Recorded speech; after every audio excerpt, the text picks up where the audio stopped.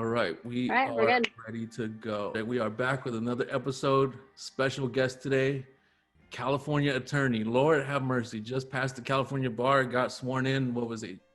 Yesterday.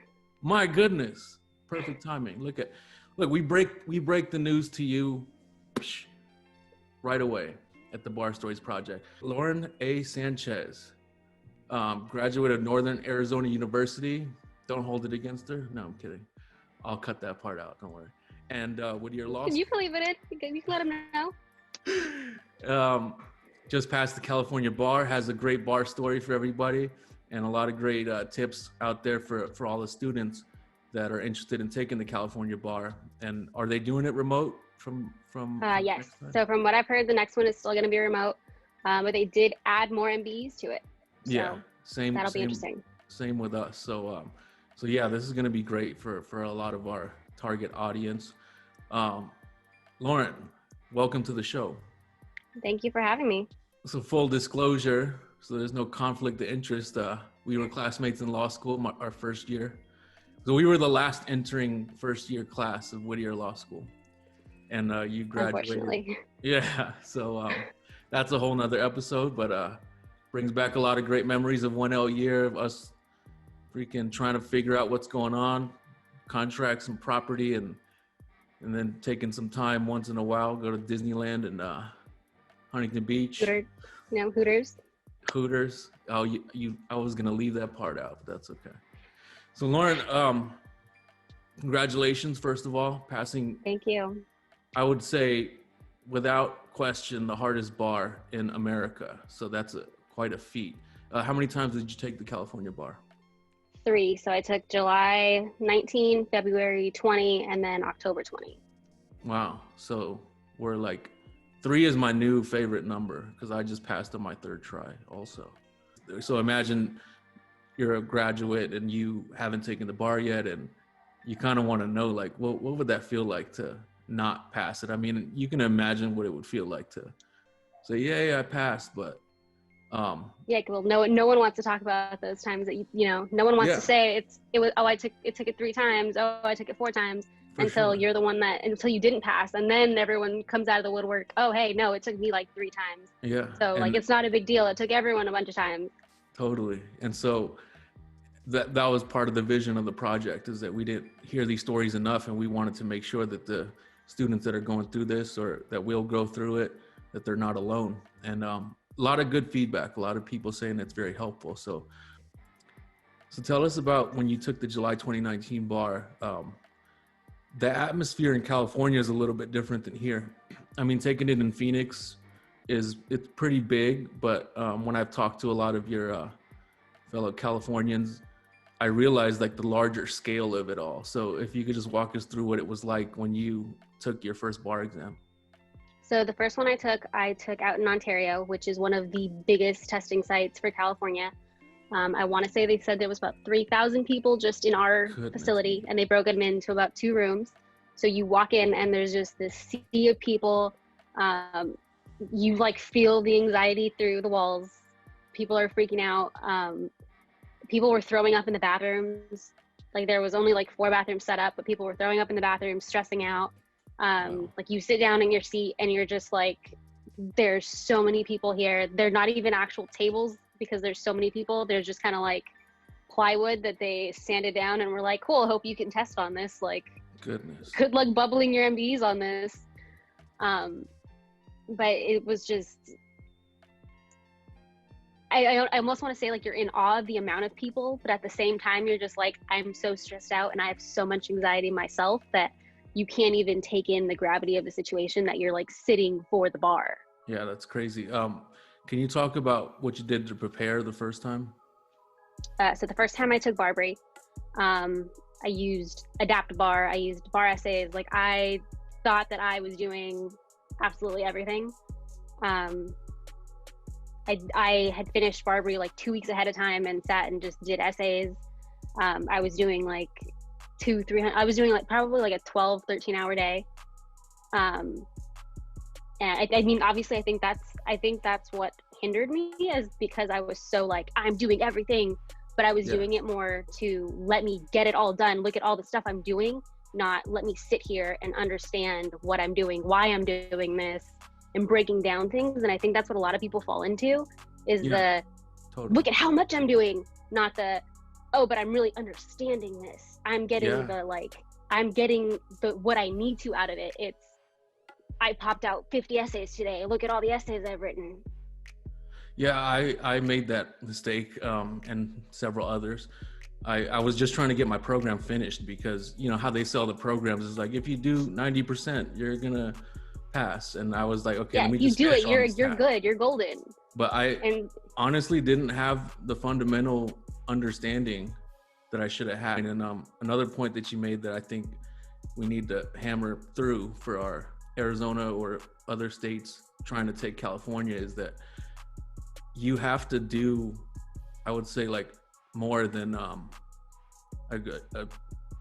uniform jurisdiction.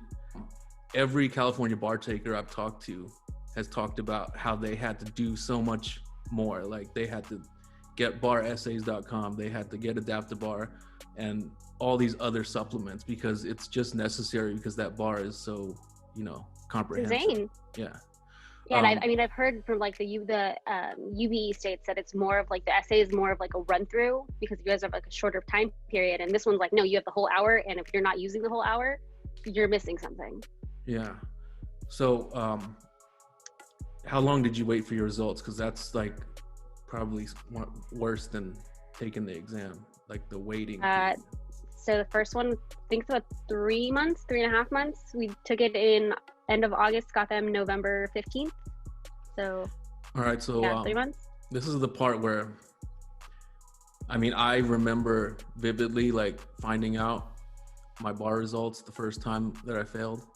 And I feel like every other guest can tell you about that like it was yesterday. Oh yeah. So tell us about like how you came. I feel like I'm doing a freaking direct examination. Tell us about how you came to find out that you didn't pass the bar. So I opened up my computer like way early. I was stressing out the entire day. Like that was the longest day of my life.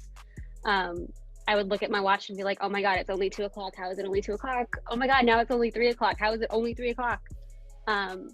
And I pulled up my computer. Obviously results don't come out until 6 o'clock because the bar examiners just love to find new ways to give you some more stress. Yeah. So I opened my computer about like through maybe 5:45 and I was just kind of waiting on it. And I saw it just, you know, you go to your result and it said fail. And at first I was like kind of hoping maybe it's a glitch. Maybe, you know, results aren't really out yet. It's not 6 o'clock. So I kept refreshing the page and then, you know, sure enough, like that was it. I didn't pass. Were you working at the time? Yeah, I was working. Well, I was volunteering. I wasn't actually like working. Right. I was volunteering with the San Bernardino DA's office. Okay. And then it was even worse to see that, or not worse, but like it sucked to see all of them have passed. Yeah. Like everyone that I was working with passed and I didn't, and it was like. So that's where wow. I was getting at. I was working as a law clerk and I was the only, well, there were only 3 of us in our class and I was the only one that didn't. So, yeah, I definitely remember that feeling like, and so I took the bar with my boyfriend. He had passed and it was just like, you know, he was out and celebrating and I was just like, I want to be excited for you and I am excited for you, but this is like the worst feeling of my life. Yeah. Like I was like physically sick from not passing. Like I was puking the whole night. Wow. Because it was like, what do you mean I didn't pass? Like my whole world came crashing down. And I know that you know, that seems dramatic, and if it's not you don't get it, that it's that like that big of a situation. But like when you've been working for your whole life towards this goal and you don't pass, it's like, no, like I don't know where to go. Like I don't, there's no, do I start studying again? Like what step do you take? Like you're stuck. You can't go get a job. You don't want to go back to clerking because why would you go back to clerking when, you know, you've done that, you've learned what you need to, and you feel stuck. Yeah, dude, that's like the perfect explanation, you know, and people that have failed the bar before know exactly how that feels. You don't understand the gravity until it happens. Because I remember thinking like, whatever, dude, I'll just take it again. If I don't pass, it's no big deal. But then you realize then it happens and you realize like, okay, this wasn't in the plan. Like, what do I do now? You know, like I was supposed to graduate, take this, pass it, and then move on with my life. But now I can't move on yet. And it's not like you can take it tomorrow. You know, like you have to wait. Yeah, and then you have to gotta pay wait all that your 3 money. months. Yeah, and it's expensive out there. Oh yeah. So what did you change when you went about it the second time? So the second time I realized that I wasn't breaking it down enough. I'm very like, when I was writing, I wasn't writing as if the person was the basic person. I was writing like, you know what I'm talking about. Like, yeah. There's no reason for me to break it down this small. You're not an idiot. So I just thought about Professor Leary saying like, pretend I don't know shit. Exactly. And that's how you should write. Writing to that person. So when I retook, I tried to break down every little thing, which I again didn't pass. And I later realized because I overcorrected and was trying to break down things that were like non-issues.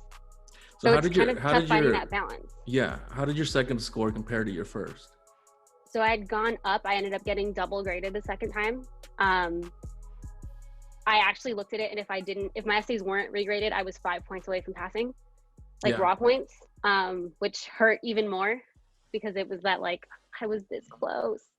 But I did go up, I think about 30 points. Like I got a 1390, so I was like, I made a big enough jump, but then after they regraded me, I only ended up going up like 20-30 points.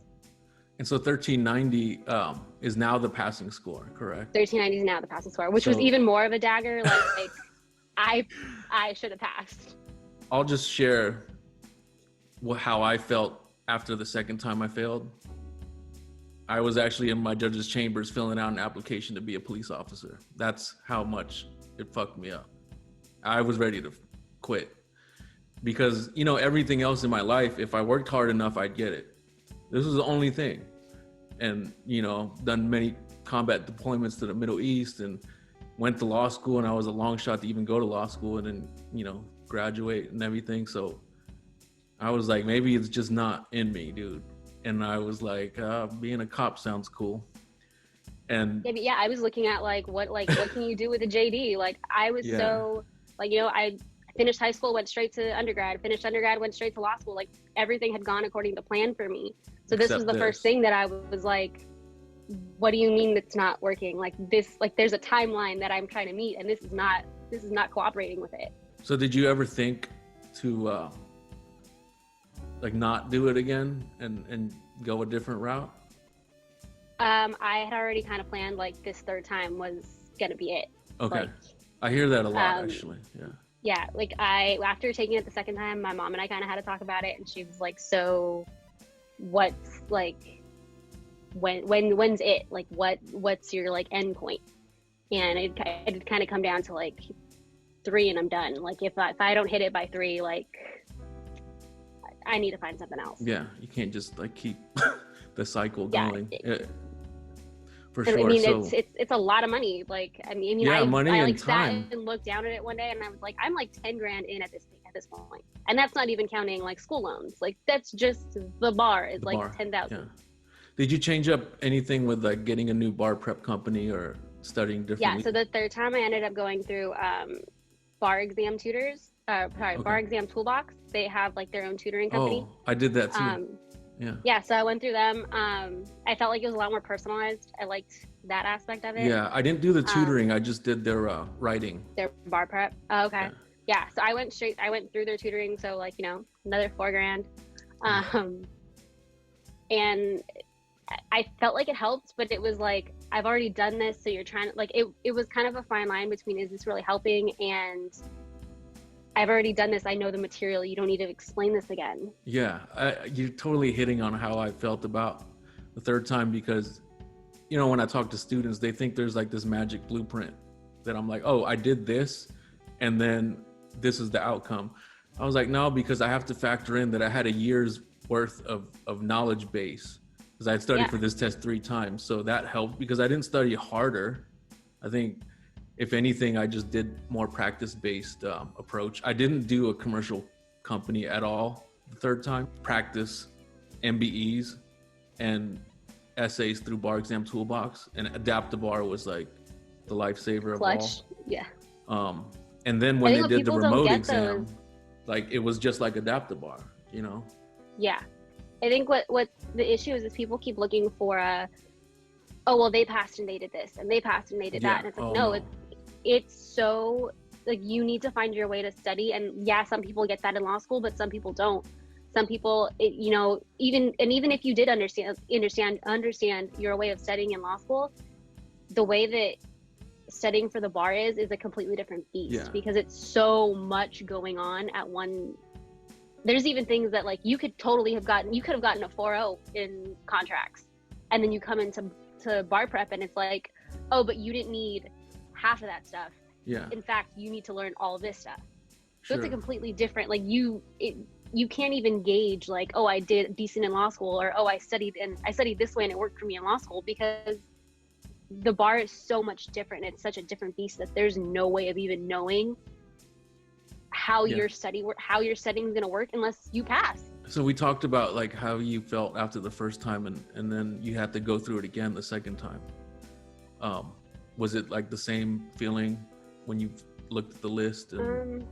I think it was a little easier. I think after the first time, I did a lot of, like, self-reflecting, and I tried to, I started, like, journaling and stuff, and, like, I was trying to find ways to kind of cope with it on my own and figure out, like, what I needed as a person, because I think that I put so much importance in passing the bar that it kind of broke me. Yeah. So I started, like, journaling, or, finding different things so that I could feel like I have my own identity without having a bar card. So I think the second time it still hurt, wasn't by any means any easier. But I think it didn't hurt as bad, because I felt like I've had so much growth as a person now. And I think that I needed to not pass the first time to have made that growth. But I still was like, oh, God, this sucks. Like, what do I need to do to be a freaking attorney? Like, I understand that it's not going to define me anymore. I understand that I'm not going to allow the bar to define me anymore, but I still want that bar card. So what do I need to do? Yeah. Like you said, you had to kind of focus on yourself, and I wasn't doing that. And I think I was literally, like, losing my mind. So I wasn't sleeping, like, at all. And both my first and second bar exam, I didn't sleep the night before at all. And it would be weird. Like, I'd see people, like, getting coffee at 5 a.m. I'm like, oh shit. Like, oh, it's morning. It's morning. Too bad. You got to do this. The second time it hit me harder, though. So I totally bombed the essays, and I knew I didn't have a chance. I even thought about walking out, but my buddy told me, like, dude, just do the second day. And I'm glad I finished it, because I actually did improve my MBE. So I realized that it could happen, but I had to address that personal issue. It had nothing to do with bar prep. Like, why the freak am I not sleeping before this exam? That's a problem, and I had to address it. And then the third time, by the time I'd gotten to the bar, I was calm. I'd addressed the sleep issue and got decent sleep, and then ended up scoring, like, way higher than I ever imagined. And like I said, it wasn't because I studied harder. It wasn't because I did this magic thing. I just had enough knowledge base, and I took care of the personal issues. And I think that's what people forget about. People think like it's just the bar prep, and it's like, no, like, you got to worry about yourself too. Like, there has to be that little bit of, like, even if it's like, oh, I'm taking Fridays off to, like, get a facial, like, something that small makes all the difference, because then you're that much more rested. You're able to take in that much more info. Like, I got super into, like, a podcast, and that for me was like, which one? Plug it right now. So it's called Fruit Snacks Pod. It's these two guys. They're gay, and they're both flight attendants that used to work for Disneyland. So they. It had to be something with Disneyland, because of course. So Lauren's obsessed with Disneyland, Mickey Mouse, and just that was just for the audience context. They're super down to earth people. On their podcast, they talk a lot of they talk about a lot of like lighthearted things. But a lot of what they started getting into was like emotional intelligence and like setting boundaries and that kind of stuff. And it really kind of made me look inward and realize like I need to start, you know, looking at what I need as a person and trying to reevaluate what I think success looks like, because right now I'm defining my success by whether or not I can pass the bar, and that's not happening. Yeah. So I'm sitting here feeling like a failure, and I really shouldn't, because I have 2 degrees hanging on my wall, and you know, like I still have all of this success before 30, and I'm still looking at myself like a failure because of an exam that most people don't pass. Yeah, that's such a great point. So the way I described it, so I remember that era where I was like a bar failure, and that was to me the only thing, even though I had a successful career in the military, I had a law degree, and like it was like bar failure was like how I looked at myself. And dude, honest to God truth, that year, I think, yeah, it was about a year and some change, there was like this dark cloud over my head. Even though I was like working and, you know, whatever, I wasn't myself. There was something different about me the whole time. And then after I finally passed, I felt like pieces of myself like coming back, like how I used to be. Like for me, I feel like it affected my relationships with people. Like I don't, and it was subconscious. It wasn't something like I intentionally said, like I kind of wanted like cut myself off and do my thing. That wasn't something I intentionally did, but yeah, that dark cloud, that self-doubt, that putting all that value into like what you didn't do for this exam. I mean, how did that affect you in your relationships with others? We're getting some freeze action. I think with some people, it like I think it kind of like I don't want to say like I don't want to say I distanced myself from my family, but I felt like as much as my family was trying to support me, they didn't get it. So I definitely kind of pulled away because I felt like you guys don't understand. Like I had a conversation with my mom and I said like, no, like I need to pass. And she kind of gave me the like, you don't need to pass, you just want to pass. And sitting there, it was just like, no, you don't get it. And I can't blame her for not getting it. Yeah, and then it's hard because I mean, I was the first one in my family to go to law school. I was the first one in my family to go to college. So no one in my family really got it. And as much as they were giving me the support and like trying to help and, you know, help me to afford to take the bar again, or, you know, just giving me the support system, nothing that I said to them, they were going to understand. And then, you know, I turned to my boyfriend to, you know, try to get the support there, but he had passed. So him saying anything to me, even if he didn't mean it as a slap in the face, felt like a slap in the face, because it was like, no, you don't get it. Like, you'll never understand what this is like because you passed the first time. And it was nothing against him. He wasn't trying to be like a dick about it, but he passed, and nothing that he could say was going to help because he wasn't in my shoes and he didn't understand what it was like. So totally it is hard people are trying to be there for you. Yeah, people are trying to be there for you, but it's like you kind of pull away because you're like, I can't explain it to you and I can't help you understand, and nothing that you say is going to help me because you don't understand. Yeah, dude, everything that you said is like, if I could articulate how it feels, like it's hard for me, but that was like spot on. It's like right before results, when people are like, oh, you'll be fine, like you're smart, I know it, and it's like, you're not helping because you really don't know. Yeah. So wow, what an experience. And what you discussed, I mean, what you described about how it was like to take California, I just realized, like, wow, taking it in Phoenix, like it seemed big to us, but it just pales in comparison. I mean, roughly like 500 or 600, and that's like a big exam for us. And yeah, I wish that it was that. Yeah. I think that was more, when I took it in Pasadena in February, it was about maybe 1,500. So that seems small to you. So after those tumultuous times that you had to Sorry, my computer is like not charging. So there we go. I heard it. Cool. Click. There we go.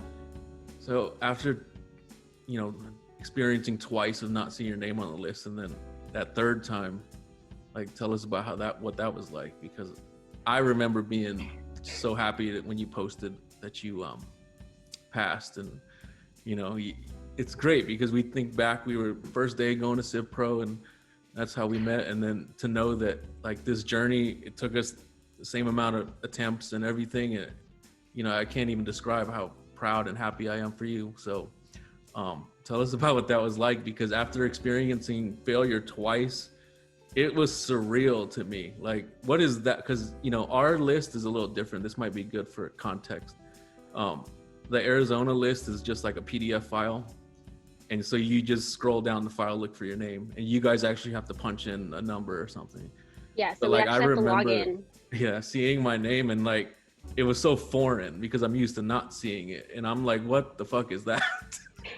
Like, that's not because the pass rate was 44%, and I'm like, this shit does not add up. Like, this is my third attempt, and if you look at our state, I think it's the state bar, they do this like data sheet, which I think it's not garbage. It's just, it's disheartening. If you fail the first time, the second and third time pass rate is so low that it feels like there's no hope. And it's like there in black and white on the website. And I'm like, I looked at 44% and I'm like, oh shit. And then I look, because my name starts with a B, and I'm like, what? No. I couldn't even believe it. And people were texting me like, dude. I'm like, no, man, hold on. So tell us about what happened with you.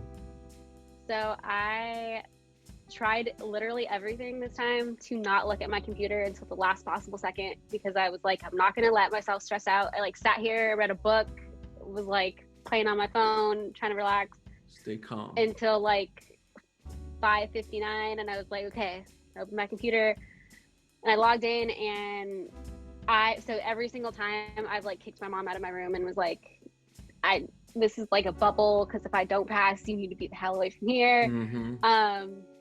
And I like saw it, and I immediately like felt the like tears in my eyes, and I was like, I fucking passed. And I like went to my mom's room, and she was like, she thought that I had said I didn't fucking pass, so she was like crying already, thinking like, oh man, we gotta do this again. And I was like, I don't even know if it was like excitement, but it was just like relief. Like, I felt like, oh my god, like, it's finally over. I don't have to take this again. I don't have to sit through another bar prep company. I don't have to pay another $1,000 to sit for this exam. Like, it's done. Well, I'm glad that you felt that way right away, because for me, it just didn't hit me. Like, it did. I remember like having all my bar prep materials, and like I put them in, like, I didn't throw them away after the third time. I like put them in the closet, and then they're I under just my kept desk them right there. now, so. And it didn't hit me until way later. Like, you don't need these anymore. I actually gave a lot of them away to one of the student orgs at the university. But it really didn't hit me, because it's like, it was so surreal. I was so used to like that stamp on myself that like I failed the bar and I have to pass it again. And then when I realized that I don't have to do that anymore, like, I knew I passed, but it didn't sink in, I guess. And is the long-winded like answer. So it sank in for you. Wow, what an amazing experience. I mean, that you didn't give up hope, and that you continue to persevere, because truth be told, there's some people that actually don't, continue. And I guess I don't blame them, No, yeah, it's a rough feeling. Like, I wouldn't, like, I've said it 100 times, like, I would not wish not passing the bar on my worst enemy, because it's just such an ugly feeling. It's expensive, it's stressful. Like, I hope you go get lice, but like, I would never hope that you fail the bar. Because it's like, no matter what you do, it's hard to enjoy yourself. It's like, oh, you just got a new car, but I failed the bar. Oh, this happened and it's so great, but I failed the bar and I gotta take it again. Like, I got a new car. I was like, I got a dog, and I was like, oh my god, like, all this stuff is going so great, but I still haven't passed the bar. So what's next for you? I mean, I know you had an interest in prosecution, and Is that something you're So still? once LA opens up again, I'll definitely be applying there. Awesome. Right now, I'm working at a private criminal defense firm, but I'm actually trying to get into the county just because I something about working with the county just feels better to me, even if I'm doing defense. Just, I mean, part of it is like I want that loan forgiveness, Oh, I get um, that. Yeah, for sure. No but doubt. like I've always wanted to be in the DA's office. Like just it, that's why I went to law school. Um, so right now I'm gonna actually be interviewing with the OCPD's office. Like I've tried doing civil. Um, I'm Yeah, just I I'm with I you. feel like it's a different atmosphere. It's such a different vibe to be like even PD or DA or like city, like, you know, city attorney, whatever. Like it's just such a different environment, I feel like. And I Yeah, feel like it's a healthier work-life balance. for sure. I feel like that's more where I want to be. I mean, my heart's still in the DA's office, so I'm Yeah, hoping go eventually for it. they'll open up again and I can apply there. But for right now, I think like I'm definitely much happier doing crim than I did insurance defense for a little bit, and that was awful, absolutely awful. Yeah, I feel like it's more Um, exciting. yeah, definitely, it's more exciting. It's just there's more going on. It's not all car accidents. Yeah, the stakes are higher. Lauren, thanks for coming on the show, and wish you the best of luck. Again, congratulations. What you achieved is com- totally amazing, and you should be Thank you for super having proud me. of yourself. Um, Last word, you know, we got a lot of students out here. They're about to go through what we went through with our first bar exam coming in July. Some of them are actually doing it in a couple weeks here in February. Last words of wisdom for our future bar takers. Don't let it define you. Find some kind of outlet, whether it's journaling, going to the gym, going on a walk. Find something that makes you feel like you. Be like, there's so many other options. This is not gonna define you at the end of the day. All right, guys. Thanks, Lauren, for joining us. See you on the next episode. The Bar Stories Project is out. We hope you've enjoyed this episode. Be sure to like and subscribe to the Bar Stories Project's YouTube channel so that you don't miss out on any new content. The Bar Stories Project is brought to you by creator and executive producer Chuck Bonazza, associate producer Patrick Ryan, original music by Justin St. John and Christian Savage. Join us next time on the Bar Stories Project.